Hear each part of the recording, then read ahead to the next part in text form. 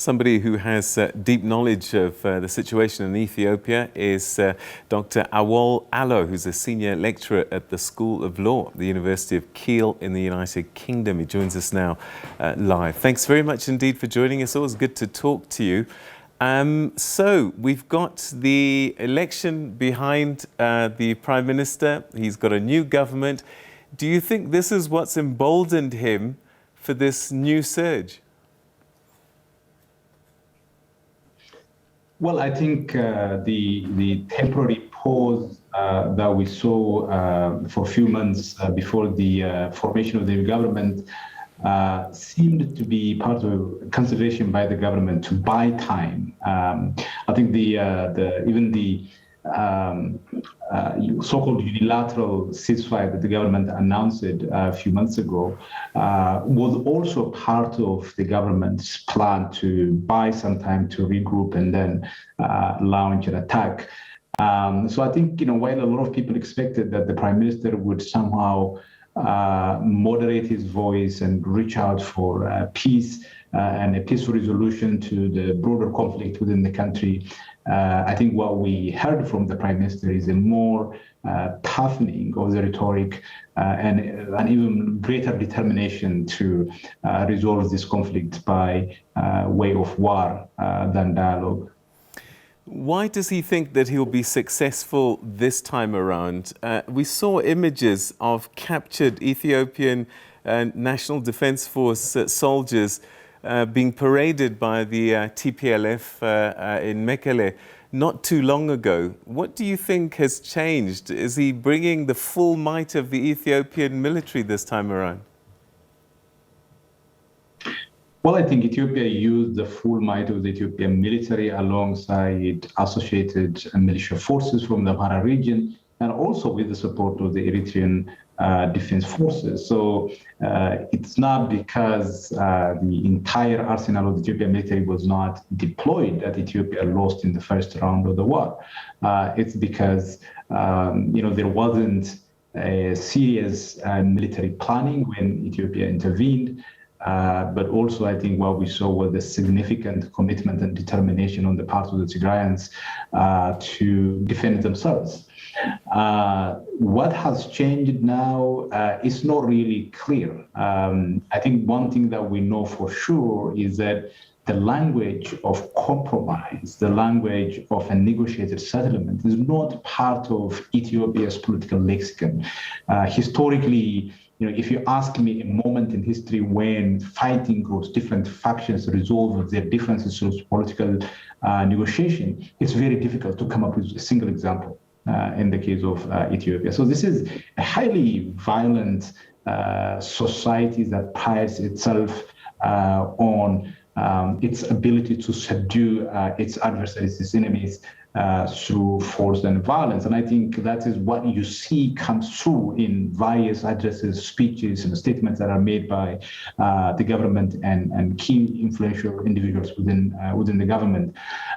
So it seems to me that the Prime Minister believes that he has a huge country at his disposal, a nation of more than 100 million people. So, country where unemployment is very high. There are a number, millions of young people who are just sitting around doing nothing, and it's very easy to mobilize these young people simply by kind of ratcheting up rhetoric about, Ethiopia's glorious past and so on and so forth.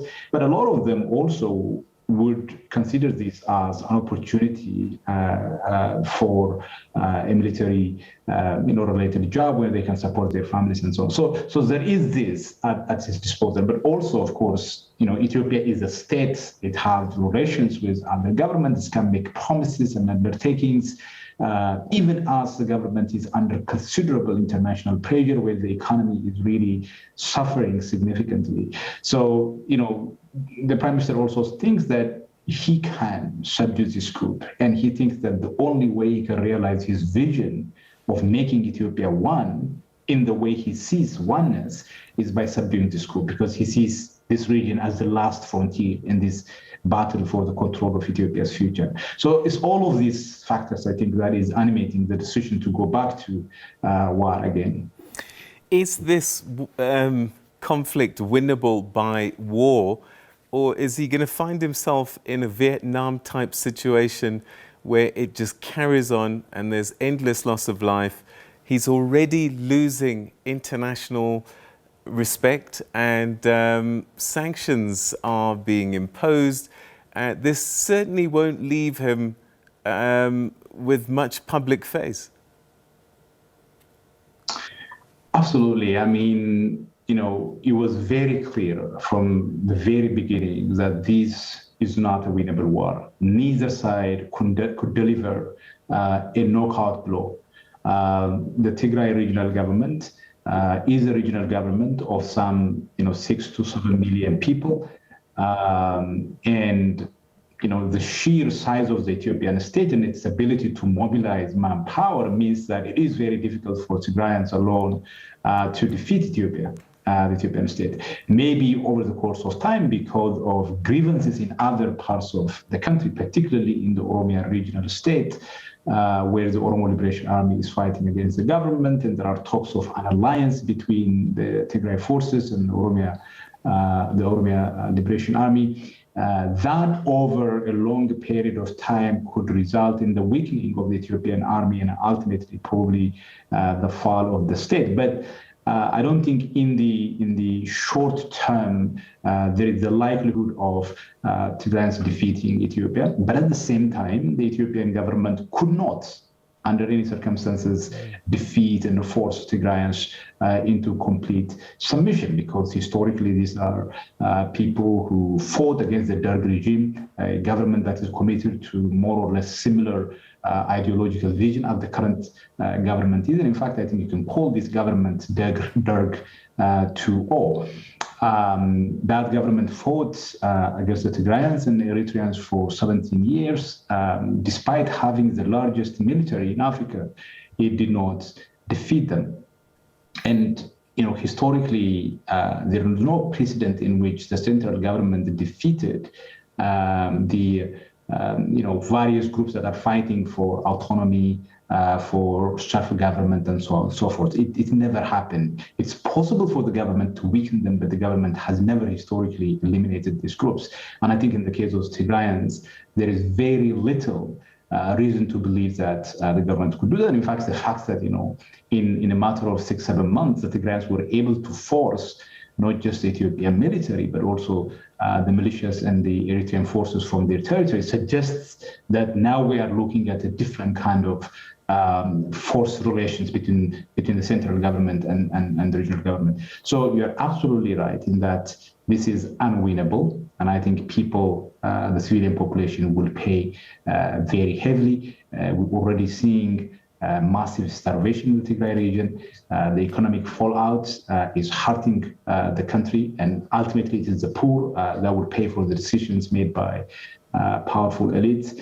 And I think here we are also looking at the prospect of whether the Ethiopian state will continue as a united country. And I think the risks of disintegration is already great, and that cannot simply be contained within the Ethiopian state. It would have considerable ramifications for the Horn of Africa region as well. You've described a catastrophic humanitarian situation on the ground to the north of the country. Can the Tigrayans hold out? Because for as long as aid and food is not getting into the northern part of the country, might their resolve weaken? Is that maybe a gamble that the Prime Minister is taking? Well, I think, the fact that food has become a very integral consideration to the government's military operations suggests that, they're hoping that the Tigrayan forces would have to give up at some point. But, historically also something very similar happened, around 1984, 1985 in Ethiopia, where the Derg government refused to let food into the Tigray region, and millions of people were starved, and that is today how most of the world seems to know Ethiopia. And it's a country whose image is in some significant ways tied to famine, although that has really been changing over the course of the last 30 years. So there is that kind of historical reference where something similar happened. And unfortunately, the government seems to believe that by letting aid into Tigray, they would be allowing the fighters in Tigray to be able to move around and engage in military hostilities against Ethiopia. But obviously, it is ordinary people, women and children who are starving. And some of the images that are coming out of Tigray are shocking already. So it's not clear to me whether the international community would allow that kind of situation or whether they would step in and find a means of delivering food to the people who need them the most. Explain to us why Tigrayan forces are moving south into Amhara, for example.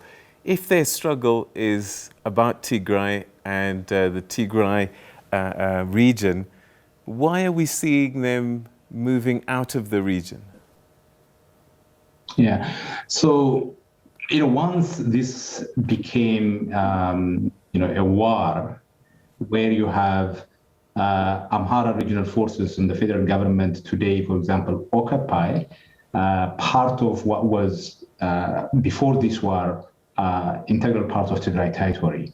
Because there are territories that were part of Tigray before the war that's occupied by Ethiopia and Amhara forces. There is also an ongoing siege on Tigray, a communications blackout, and the kind of stubborn refusal on the part of the Ethiopian government to even let humanitarian aid into Tigray. And so the argument on the part of the Tigrayans is that it's part of their military strategy to break the siege that the government laid over them, and also to force all occupying forces, both Eritreans and the Amharas, to leave territories that they are occupying. So the move that the Tigrayans made both to the Afar region in the past, now they have left Afar, and to Amhara was part of a broader military operation. But ultimately, once you are in war, if you are occupying part of some territory, the other party also will occupy other territory, and you could continue to have these kinds of arguments about who is occupying what. But ultimately, there is a determination, I think, on the part of the federal government to subdue Tigray by force. And the Tigrayans seems to be saying, I think they have put out a statement today, for example, saying that these are the problems, these are the differences. What we want is the end of the siege, withdrawal of Amhara forces and Tigrayan forces from our territory, and we are ready to negotiate and find a political solution to what is a political problem. On the other side, the language from the federal government is quite radical in the sense that the pressure that the international community is making on Ethiopia is unfair, and Ethiopia is entitled basically to deal with Tigrayans as it pleases. So that's part of the argument, but I think the resolution doesn't really lie in any of those arguments. All right, we ran out of time, but perhaps you can answer this question quickly. Can Abiy Ahmed afford to isolate Ethiopia from the international community, expelling UN officials, saying we don't care about sanctions?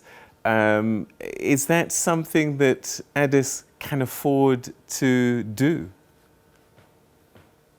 Absolutely not. Remember, this is a country that is largely dependent on international aid, various types of development aid, humanitarian aid, particularly from the US government and the European Union.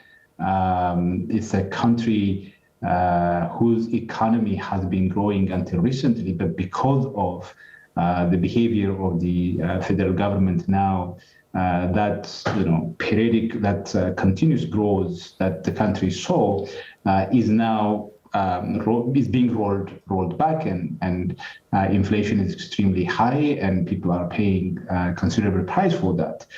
So from an economic point of view, it's not a war that Ethiopia can afford. It's also not an isolation that Ethiopia, as a country with the resources it has, with a complex political situation that it finds itself in, can afford. Absolutely not. But I think... Okay. Awol Allo, we're going to have to leave it there, but no doubt we'll be chatting again very soon. But thank you for your insights this evening.